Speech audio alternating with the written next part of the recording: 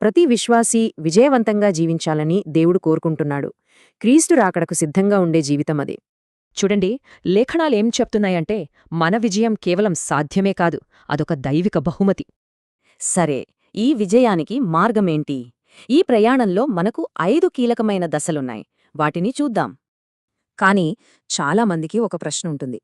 ఎంత ప్రార్థించినా, ప్రయత్నించినా ఎందుకు పవిత్రంగా జీవించలేకపోతున్నామని? ఎందుకంటే విజయం మన ప్రయత్నంతో రాదు, అదొక బహుమతి. సరైన విశ్వాసం ద్వారా దాన్ని పొందుకుంటాం. ఇక్కడ 2 రకాల విశ్వాసాలున్నాయి. ఒకటి మనస్తో నమ్మడం, రెండోది హృదయంతో నమ్మడం.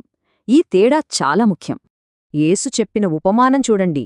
వెళ్తానని చెప్పి వెళ్ళని కొడుకు కాదు, వెళ్ళనని చెప్పి వెళ్ళిన కొడుకే తండ్రి చిత్తం చేశాడు. ఈ హృదయపూర్వక విశ్వాసమే అప్పుల వంటి బంధకాల నుండి మనల్ని విడిపిస్తుంది. ఇది చాలా ప్రాక్టికల్. విజయం కోసం ముందు మనం పాత జీవితానికి చనిపోవాలి. అంటే పాపానికి మరణించాలన్నమాట. ఈ మరణం 4 విషయాల్లో జరగాలి: పాపానికి, ధర్మశాస్త్రానికి, లోకానికి, ఇంకా మానవ సంప్రదాయాలకు. చూడండి, మనం ఎంతగా సమర్పించుకుంటామో అంతగా విజయం పొందుకుంటాం. ఇది నేరుగా ముడిపడి ఉంది. సరే, పాత స్వభావానికి మరణించాక ప్రయాణం ఆగదు. మనం ఆధ్యాత్మిక యోర్ధాను నదిని దాటాలి. ఈ యోర్దాను అంటే ఏంటి? మన శరీరంతో, దాని పాపపు కోరికలతో మనం చేసే నిరంతర పోరాటమే. ఈ నదిని మన స్వంత బలంతో దాటలేం. దీనికి దైవిక నాయకత్వం ఖచ్చితంగా అవసరం. మందసాన్ని అనుసరించడం ద్వారానే ఆ నదిని దాటగలం. అంటే దేవుని సన్నిధి, వాక్యం, సహవాసం మనకు కావాలి. యోర్దాను దాటాక వాగ్దాన దేశముంటుంది.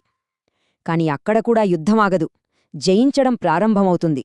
ఈ కొత్త జీవితంలో మనం 7 రకాల ఆత్మీయ జనాంగాలను, అంటే పాపపు స్వభావాలను ఓడించాలి. అంతేకాదు, రోమా గ్రంథంలో చెప్పిన 31 మంది రాజులను కూడా మనం గెలవాల్సుంటుంది. ఇంత పెద్ద ఆధ్యాత్మిక యుద్ధంలో పోరాడి గెలవడం అసలు సాధ్యమేనా? ఎలా గెలవగలం? దానికి కావలసిన శక్తే పరిశుద్ధాత్మ అభిషేకం. ఈ అభిషేకం ద్వారానే విజయం సాధ్యమవుతుంది. ఈ ఆత్మ మనల్ని బలపరుస్తుంది, మన ఆలోచనల్ని మారుస్తుంది, యుద్ధానికి మనల్ని సిద్ధం చేస్తుంది.